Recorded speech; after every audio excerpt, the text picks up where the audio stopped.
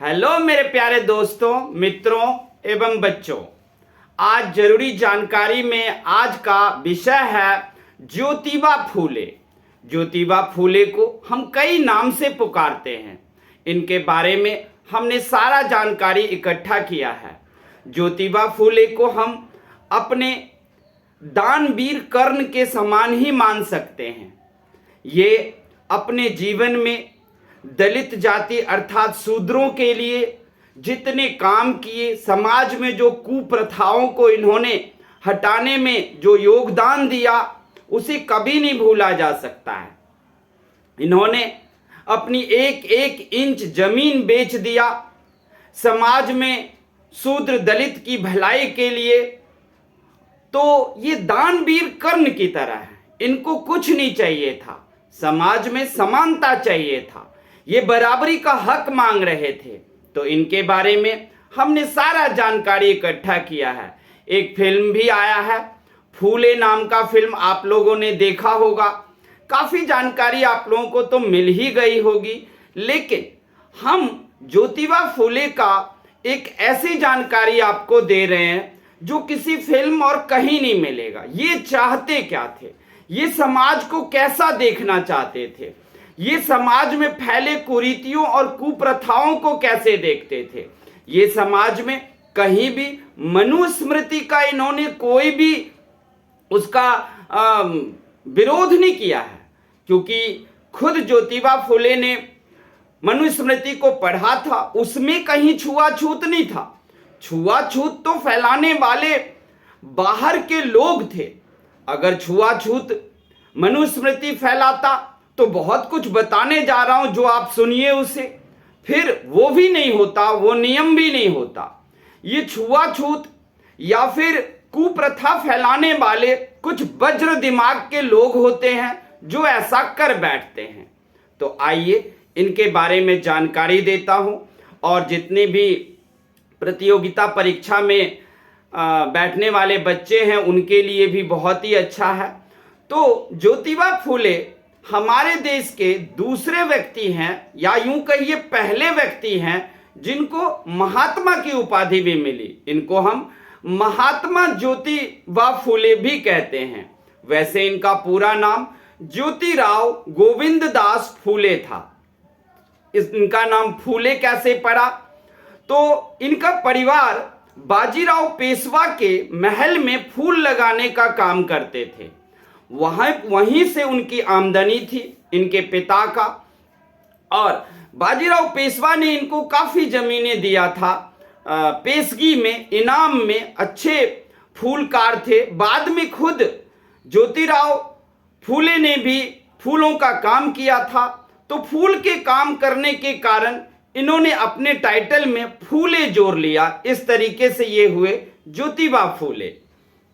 ज्योतिबा फूले का जन्म 11 अप्रैल 1827 ईस्वी को हुआ और इनकी मृत्यु 28 नवंबर 1890 को 63 साल के उम्र में इनकी मृत्यु हुई। इनका जन्म काटगुन पुणे में हुआ और इनकी मृत्यु भी पुणे में ही हुआ था।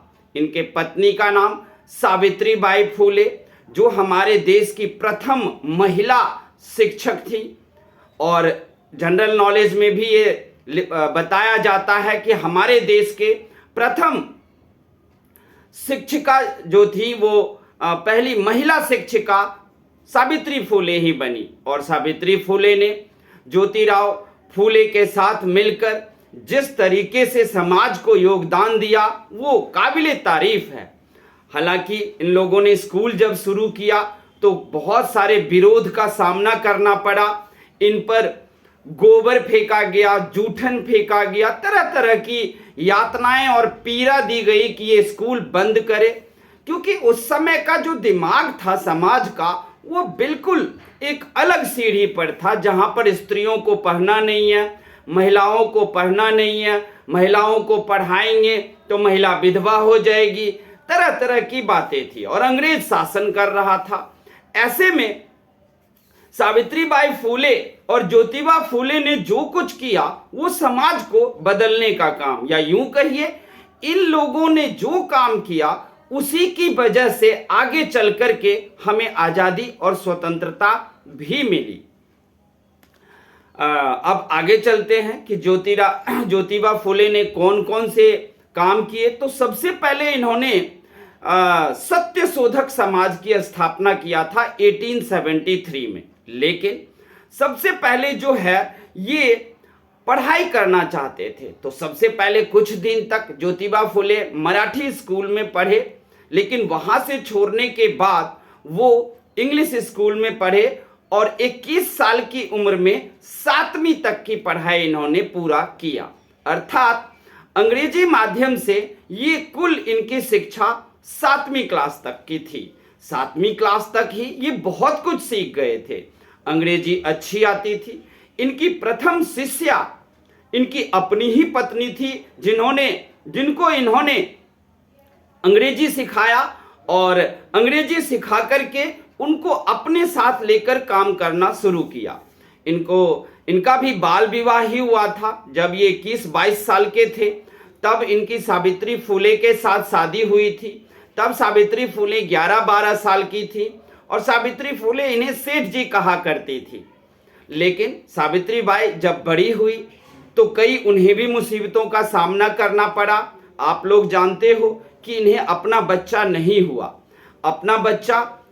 हुआ, लेकिन इन्होंने एक बच्चा गोद लिया था, वो भी महान कार्य करके।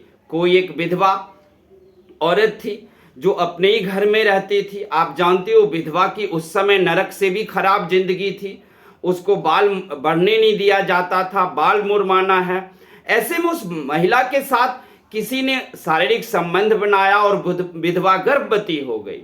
अब उसको लोग मारेंगे या उसको समाज से बाहर करेंगे। ऐसे में सत्य शोधक संस्था के पास, यानी कि ज्योतिबा फुले के संस्था में वो औरत आई। सावित्री फुले ने उसकी मदद किया और उनको जो बच्चा हुआ वही बच्चा ज्योतिबा फुले और सावित्रीबाई फुले ने गोद ले लिया, वही उनका बच्चा रहा। इनको अपने बच्चे नहीं होने के कारण ससुर से काफी ज्यादा सुनने को मिलता था और कहा भी इनके ससुर ने ज्योतिबा फुले को, यानी कि सावित्रीबाई के ससुर ने ज्योतिबा फुले अपने बेटे को कहा तुम दूसरी शादी कर लो। ज्योतिबा फुले पढ़े लिखे एक महान इंसान थे। उन्होंने कहा अगर आपको सावित्री में कोई कमी दिखती है तो हो सकता है कि मुझ में भी कमी हो और मैं दूसरी शादी करके भी मुझे बच्चा ना हो, इसलिए हमें बच्चे की जरूरत नहीं है। पूरा भारत हमारा बच्चा है, पूरे भारत के लोग हमारा बच्चा है, हम उसी के लिए मरेंगे, उसी के लिए जिएंगे। इन्होंने जब शूद्रों के लिए काम करना शुरू किया तो पंचायत बैठी और उसमें ब्राह्मण समाज ने, यानी कि ऊपर के समाज ने इनके पिता पर दबाव डाला कि ज्योतिबा फुले जो पढ़ाने का कार्य करता है, लड़कियों को छुप कर पढ़ाता है, इनकी पत्नी पढ़ाता है, सबको बंद करो वरना समाज से निकल जाओ। समाज से पिता क्या निकालेंगे, खुद ही ज्योतिबा फुले अपना घर छोड़ दिए, अपने किसी मुसलमान दोस्त के साथ रहने लगे और वहीं से उन्होंने कार्य शुरू किया। हालांकि ज्योतिबा फुले के बड़े भाई ने कहा कि हम तुम्हें जमीन जायदाद में भी हिस्सा नहीं देंगे अगर तुम समाज के विरुद्ध कार्य करोगे। इन्होंने कहा मैं समाज के विरुद्ध कार्य नहीं कर रहा हूं, मैं समाज का के लिए शुद्ध कार्य कर रहा हूं। मैं किसी भी कुप्रथा का विरोध करूंगा और करता ही रहूंगा, और अगर आप हमें जमीन जायदाद में आधा हिस्सा नहीं देंगे तो मैं कोर्ट से लूंगा, वो मुझे चाहिए। और यही हुआ जब उन्होंने सत्य शोधक समाज की स्थापना किया 1873 में। इनके हिस्से का इनके पिता ने 35 एकड़ जमीन इनको दे दिया। उस 35 एकड़ जमीन को इन्होंने 2 बार में बेचकर स्कूल बनाए और उनमें लड़कियों को विशेषतः शिक्षा देने की शुरुआत की। 1988 में इनको महात्मा की उपाधि दिया गया। इनको महात्मा की उपाधि किसने दी? इनको महात्मा की उपाधि एक महान समाज सुधारक विठ्ठलराव कृष्ण जी बांडेकर जी ने इनको दिया था। तो विठ्ठलराव कृष्ण जी बांडेकर ने इनको महात्मा की उपाधि दिया। उसके बाद से इनको ज्योतिराव फूले नहीं, महात्मा फूले के नाम से लोग जानने लगे। यही नहीं, इन्होंने किताब भी लिखा। उस किताब का नाम है गुलामगिरी। उसमें शूद्रों की स्थिति और कुप्रथाओं से कैसे निपटा जाए ये लिखा हुआ है। सत्यशोधक समाज की स्थापना करने के बाद उन्होंने शूद्रों को एक नया नाम दिया। वो कहा आज से शूद्र नहीं होगा कोई, सबको हम दलित कहेंगे। और दूसरी बात, हम ब्राह्मण के पास शादी ब्याह करवाने के लिए भी नहीं जाएंगे। वो इसलिए क्योंकि ब्राह्मण हमें छूकर भी आशीर्वाद नहीं देते। ब्राह्मण समाज ने इन पर मुकदमा कर दिया। उस समय जब अदालत में मुकदमा गया तो कहा गया कि पेटेंट ब्राह्मण के नाम है शादी ब्याह का, वही करेगा, तुम क्यों नहीं करवाओगे, ये उनका काम है। तो ज्योतिबा फुले ने दलील दिया कि ये हमें छूते भी नहीं है तो फिर हमें आशीर्वाद कैसे लगेगा। इस पर अदालत मान गए और उसके बाद से ज्योतिबा फुले अपने दलित समाज की जो भी शादी होती थी वो खुद मंत्र उच्चारण करते थे, खुद शादी करवाते थे। उस पर ब्राह्मण समाज का विरोध भी था, लेकिन ब्राह्मण समाज क्या कर सकते थे, क्योंकि अदालत का आदेश था कि जब आप उसे छूकर आशीर्वाद दोगे ही नहीं तो वो अपने मर्जी और अपने हिसाब से शादी कर सकते हैं। भारत सरकार ने 1977 ईस्वी में 1977 में ज्योतिबा फुले के नाम से एक डाक टिकट भी जारी किया। ये 7वीं पढ़ा हुआ नौजवान जितने दिन कार्य किया वो गजब था। अंग्रेजी में इन्होंने शिक्षा प्राप्त की, पत्नी को शिक्षा दिया। इनके जो मुसलमान मित्र थे उनकी बहन फातिमा थी, उसको भी इंग्लिश आती थी, लेकिन सावित्री और फातिमा दोनों ही कोई क्लास नहीं पास करी थी। ज्योतिबा फुले चाहते थे कि इन दोनों को टीचर ट्रेनिंग दिया जाए। उसी टाइम अंग्रेजी माध्यम से एक अंग्रेजी स्कूल खुला था जहां टीचर की ट्रेनिंग दिया जाता था। ये फुले दोनों को लेकर गए वहां पर, सावित्री और फातिमा को, लेकिन वहां के प्रिंसिपल ने, स्कूल के प्रिंसिपल ने कहा नहीं, कम से कम 10वीं पास रहेगी तभी हम टीचर ट्रेनिंग इनको दे सकती हूं, अन्यथा नहीं। दोनों ने अंग्रेजी फटाफट बोल के सुनाया और कहा मैडम अगर आप स्त्रियों और महिलाओं की भला चाहते हो तो मुझे बिना क्लास का दो, मैं पूरी लगन से टीचर ट्रेनिंग करूंगी और मैं सिखाऊंगी और स्कूल खोल के बच्चों को पढ़ाऊंगी। प्रिंसिपल को दया आ गया, वो भी एक अंग्रेजन थी, महिला अंग्रेजन थी, लेकिन दया था उनमें। उन्होंने दोनों को कहा ठीक है, जब तुम्हारी ये तमन्ना है तो जरूर तुम आकर सीखो और टीचर ट्रेनिंग प्राप्त करो। टीचर ट्रेनिंग प्राप्त करने के बाद इन्होंने पेड़ के नीचे स्कूल खोला। वहां पर 1-2 लड़कियां आई, ये घर घर आंगन आंगन जाती थी, शूद्रों के आंगन में, जहां पर ये बोलती थी आओ और तुम यहां पर पढ़ाई पूरी करो।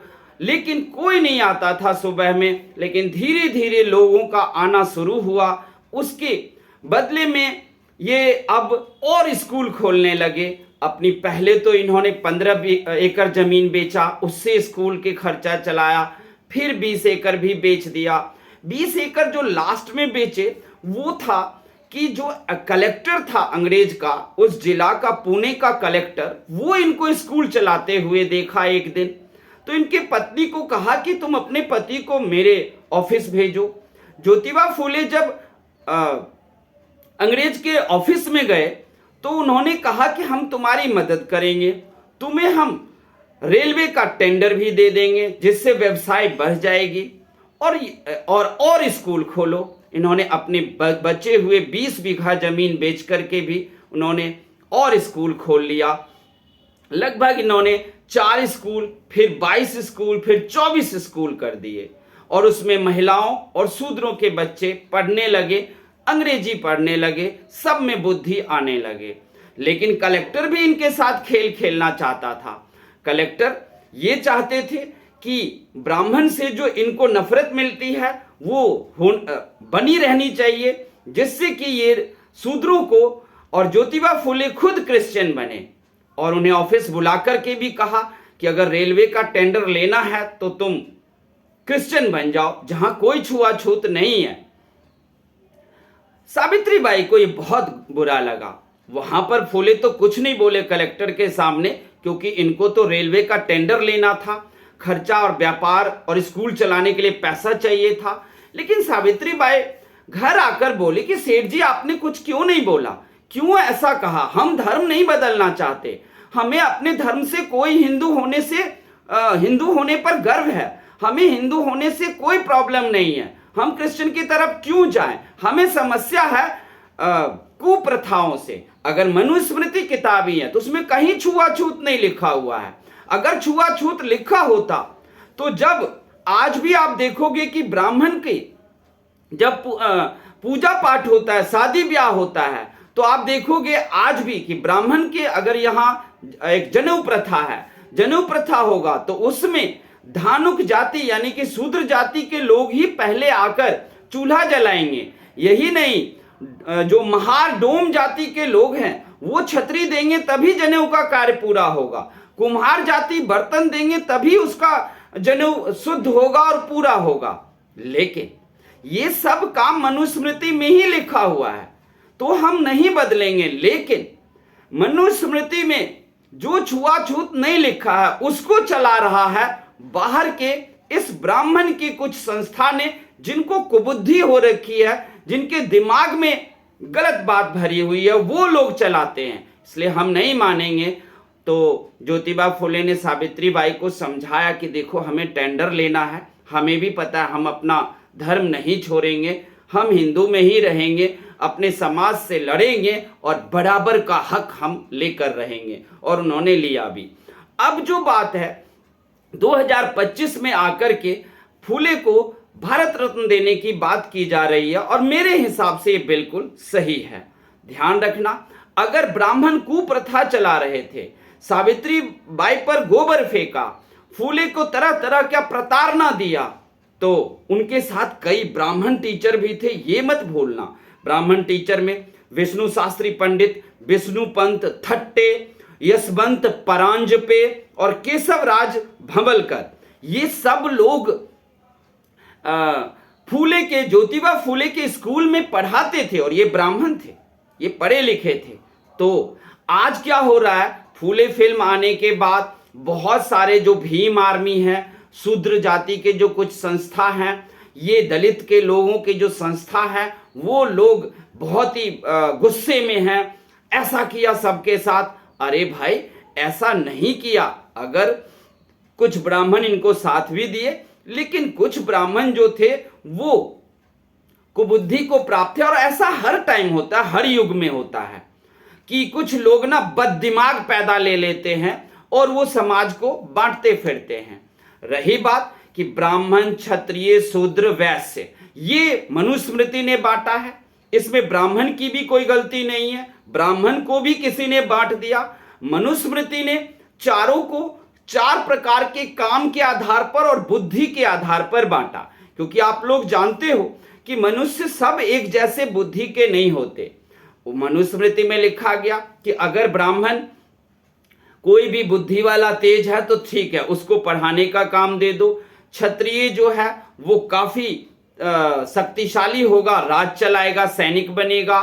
वैश्य काफी व्यापार में तेज बुद्धि वाला होता है, तो वो व्यापार करेगा, वो चालाक होता है। और शूद्र, अगर कुछ लोग ऐसे भी, आज भी आप देखोगे कुछ लोग ऐसे होते हैं जिनमें बुद्धि कम पाई जाती है, तो उन बुद्धि वाले लोगों के लिए कहा गया कि वो लोग नौकरी करें और ब्राह्मण, क्षत्रिय या वैश्य के, व्यापारी के यहां पर वो नौकरी प्राप्त करके अपना जीवन जिएंगे। ये सिस्टम था, इसमें कोई छुआछूत नहीं था। छुआछूत जो आया वो शूद्र जब खराब व्यवस्था में रहने लगे, उनके अंदर कई बीमारियां पलती थी और कई गंदगी, तो किसी बुद्धिमान लोग ने ही कहा कि इसमें मत सटो। जैसे कोरोना आ गया, तो कोरोना के टाइम देख रहे हो सोशल डिस्टेंस शुरू हो गया कि एक दूसरे से दूरी बनाओ। तो ऐसे ही प्लेग या अन्य बीमारियां आई थी। उन बीमारियों के लिए डॉक्टर सब ने कहा कि जो शूद्र नौकरी करते हैं ये खुद बड़े गंदे तरीके से उस समय रहते थे और उनमें प्लेग ज्यादा फैलता था, उनमें नहीं सटना है। लेकिन जब प्लेग चला गया तब भी सोशल डिफरेंस, सामाजिक अंतर को लोगों ने एक प्रथा बना दिया। ये जो छुआछूत शुरू हुआ वो किसी बीमारी के कारण शुरू हुआ कि इस बीमारी से बचने के लिए नहीं छूना है। अभी आप देख लो, अभी आप सब दलित हरिजन जितने भी लोग हैं, भीम आर्मी के लोग हैं, वो ब्राह्मणों से बदला लेना चाहते हैं। क्यों भाई? अब देख लो शूद्र दलित कितने साफ सफाई से रह रहे हैं। मैं सब ब्राह्मण सब भी अब शूद्रों के साथ हम लोग खाना खाते हैं, पानी पीते हैं, उठते बैठते हैं, पढ़ते पढ़ाते हैं। तो आप कहोगे कि आज से 150-200 साल बाद हमारे पूर्वजों ने कुछ कुप्रथा चला दिया था, उसका बदला आज के ब्राह्मण से लेंगे, ये ठीक नहीं है। फिर ऐसे समाज में वैमनस्यता कभी खत्म नहीं होगी, दुश्मनी समाज में कभी नहीं खत्म होगी, भाईचारा कभी नहीं आएगा। इसलिए भीम आर्मी हो या किसी से भी हो, सबसे रिक्वेस्ट है कि अभी कभी ब्राह्मण ने जातिवाद फैलाया, अभी आप भीम आर्मी, हरिजन, दलित संस्था सब मिलकर जातिवाद फैला रहे हो। ज्योतिबा फूले का यह मन नहीं था कि कोई जातिवाद फैलाए और नफरत फैले। उस समय ब्राह्मण लोग मान लो कि शूद्रों से और दलित से नफरत करते थे, तो आज आप क्या शुरू किए हो? भीम आर्मी और दलित संस्था सब आज ब्राह्मणों को मिटा देना चाहते हैं, ब्राह्मणों से नफरत शुरू किए। नफरत के बदले नफरत तो ज्योतिबा फूले ने सिखाया ही नहीं। उन्होंने सिखाया नफरत को प्यार से बदल सकते हैं। जब उन पे गोबर भी फेंका गया उनके पत्नी पर, तो उन्होंने एक नया साड़ी दिया कि ये पहन के जाना और स्कूल में पढ़ा लेना, और फिर जब वहां से तुम लौटना तो गोबर वाला साड़ी पहन के आना, लेकिन किसी से लड़ना मत। तो क्या ज्योतिबा फूले पर भी आप लोग नहीं चलोगे? और जो मैंने बताया ना कि ब्राह्मण ने जो छुआछूत का उस टाइम किया, वो ब्राह्मणों का भी नहीं था, वो था किसी डॉक्टर का, साइंटिस्ट का। क्योंकि प्लेग बीमारी ज्यादा फैलते थे, मलेरिया, चेचक, टीबी ज्यादा फैलते थे, और वो शूद्रों में ज्यादा थी क्योंकि वो गंदे तरीके से रहते थे, इसलिए उनको छूने से मना किया गया। लेकिन जब ये बीमारियां सब हट गई, तब भी कुछ लोगों ने छुआछूत को प्रथा बना दिया, जो बिल्कुल गलत था। लेकिन ज्योतिबा फूले ने अपनी मेहनत से, अपने आंदोलन से, अपने गुलामगिरी के ताब से उन सब को हटाने में मदद किया, और आज हम एक स्वस्थ समाज में जी रहे हैं जहां कोई शूद्र गंदे तरीके से नहीं रहते। ब्राह्मण, क्षत्रिय, वैश्य, शूद्र सब एक हो गए हैं। अब किसी दूर दराज देश में, दूर दराज रिमोट एरिया में जाकर कहीं कोई पुराने लोग बच गए होंगे, कुछ चला रहे होंगे, उसको लेकर नहीं चलना है। इसलिए सभी दलित हरिजन संस्थाओं से, राजनीतिक पार्टी से, भीम आर्मी से रिक्वेस्ट है कि आप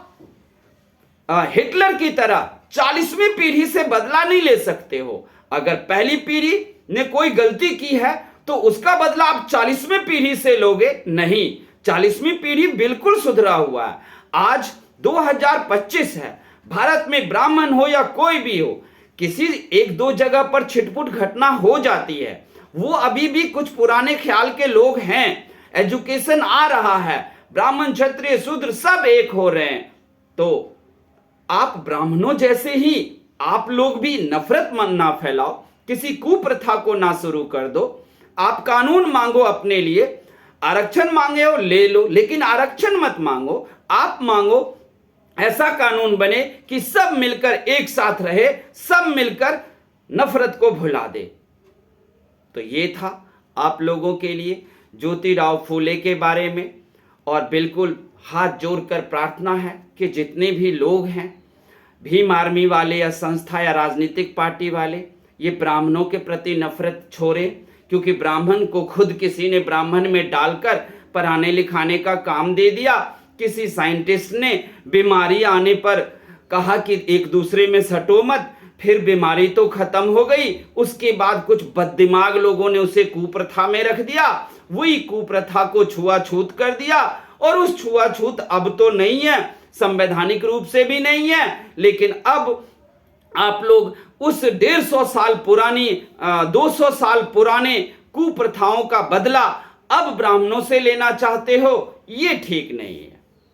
अगर आप सभा बुलाते हो या आपको फंडिंग होती है या जबरदस्ती आप लोगों को बरगलाया जा रहा है भीम आर्मी या अन्य को, तो हमारी हाथ जोड़कर प्रार्थना होगी कि आप नफरत हटाकर प्यार फैलाने की कोशिश करो, क्योंकि ये आपको जो कहीं से विदेशी फंडिंग मिल जाए या कोई भी चीज़ मिल जाए, उससे जो आप समाज में नफरत फैलाओगे, ये ठीक बात नहीं है।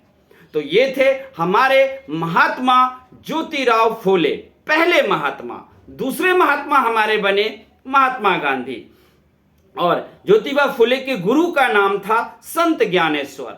वो भी संत ज्ञानेश्वर ने उनको ज्ञान दिया था और कहा था कि नफरत का बदला नफरत नहीं होता, नफरत का बदला प्यार ही होता है। प्यार से ही तुम अपने समाज को बदल सकते हो, बराबर का हक ले सकते हो। ज्योतिबा फूले ना मनुस्मृति के खिलाफ थे, ना ब्राह्मण के खिलाफ थे, वो खिलाफ थे कुप्रथाओं के खिलाफ थे, अंधविश्वास के खिलाफ थे, छुआछूत के खिलाफ थे, और उन्होंने जो कुछ किया वो रंग लाया, और बिल्कुल सही रंग लाया, और आज समाज बेहतर स्थिति में है। एक छिटपुट घटना हो रही है कहीं भी, कभी कभार वो भी बंद हो जाएगा, क्योंकि शिक्षा सब प्राप्त कर रहे हैं, शिक्षा सब ले रहे हैं। तो आप लोगों को हमारी ये जानकारी कैसी लगी, ये हमें बताना। ज्योतिबा फूले का मन था कि स्त्रियों को शिक्षा मिले, बाल विवाह ना हो, विधवा विवाह शुरू होना चाहिए, अंधश्रद्धा दूर होना चाहिए, कुप्रथा खत्म होना चाहिए, और छुआछूत खत्म होना चाहिए। जो उनका दिल था वो आज समाज पूरा कर दिया है। आज विधवाएं भी दूसरी शादी कर रही हैं, बाल विवाह तो एक कहीं दशमलव के बराबर भी नहीं है, और अंधश्रद्धा और कुप्रथा लगभग अब मिटने के कगार पर है। तो आप लोगों को ये कैसा लगा जानकारी हमें बताना, और अच्छा लगे हो तो हमारे चैनल को सब्सक्राइब कर देना। अगर मैंने कोई गलत बात बोली है तो कमेंट करना और लाइक भी देना। अगर मैंने कहीं पर कोई जानकारी की कमी रखी तो उसका भी आप कमेंट करके हमें देना।